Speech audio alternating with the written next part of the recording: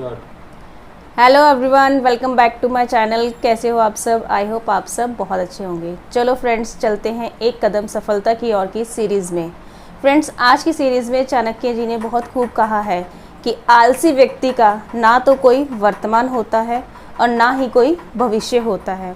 इससे रिलेटेड मैं आपको एक छोटी सी स्टोरी सुनाना चाहती हूँ, जिससे ये पता लगेगा कि जब आलस आता है ना तो उसके क्या क्या नुकसान होते हैं हमारे साथ। एक बार एक गांव में एक व्यक्ति था और वो बहुत ही आलसी था, और वो था ब्राह्मण, और उसको ज़मीन मिली हुई थी और वो ज़मीन में खेती करता था। लेकिन उसको खेती करने में भी इतना आलस आता था, छोटा सा काम करता था और क्या करता था, आराम फरमाने बैठ जाता था।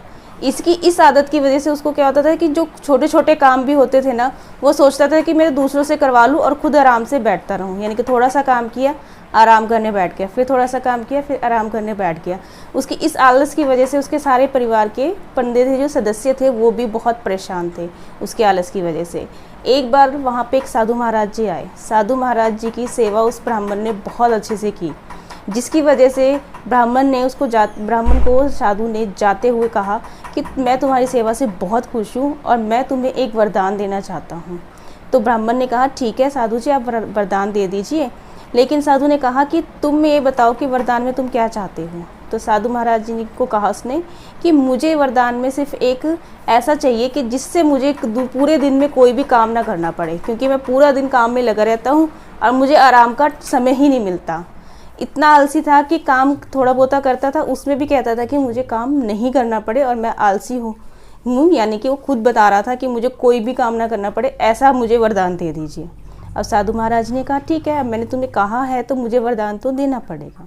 अब क्या किया साधु महाराज ने? साधु महाराज ने कहा कि मैं तुम्हें वरदान में एक जिन दूंगा, वो एक तरीके का उपहार होगा मेरी तरफ से तुम्हें। लेकिन तुम्हें क्या करना है, उस जिन को हर समय कुछ ना कुछ काम देना पड़ेगा।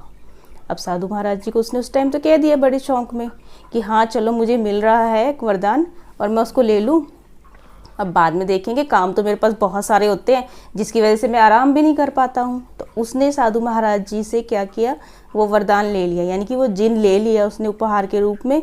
और उसने कहा कि साधु महाराज जी, मेरे पास बहुत सारे काम है, चिंता मत करिए, मैं उसको फेला नहीं रहने दूंगा, उसको सारा दिन काम में लगा के रखूँगा। तो साधु महाराज जी ने ठीक कहा, ठीक है, मैं जा रहा हूँ और ये जिन तुम्हारे पास है, लेकिन इसको हर समय काम देते रहना। अब उसने कहा ठीक है। अब वो उसके साथ सुबह क्या किया, उसने जिनको ले गया अपने साथ खेत में।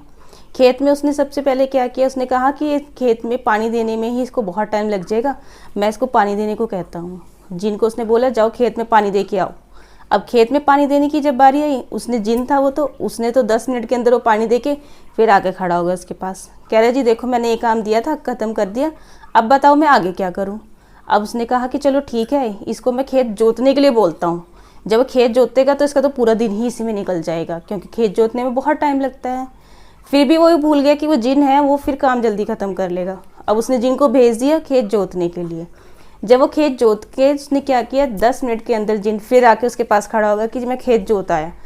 अब क्या हुआ, अब वो ब्राह्मण परेशान हो गया कि मेरे जो जो काम थे मैं इसको बोलता था और ये सारा दिन क्या करता है, दो काम 10 मिनट के अंदर करके आ जाता है। अब उस जिन को गुस्सा आने लग गया। क्यों? क्योंकि उसके पास ब्राह्मण के पास काम खत्म हो गया था। उसने कहा था कि अगर मेरे को काम नहीं दोगे तो मैं तुम्हें खा जाऊंगा। अब इस बात पे ब्राह्मण को चिंता हो गई कि मेरे तो सारे काम थे जो वो इसने ख़त्म कर दिए, अब मैं इसको क्या काम दूँ।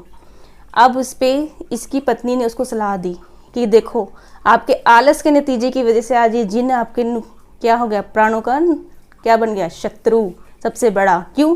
क्योंकि आपने आलसी बन के इस जिन को अपने पास रखा। अब इस जिन के लिए कोई काम सोचना पड़ेगा। अब दोनों पति पत्नी ने मिलकर काम सोचा। फिर पत्नी ने ही थोड़े समय के बाद उनको कहा कि हाँ जिन, तुम जाओ और जो हमारे घर में कुत्ता पाला हुआ है हमने, जाके उसकी पूंछ सीधी करो, और जब तक उसकी पूंछ सीधी नहीं होगी तब तक आके हमें दूसरा काम मत बताना।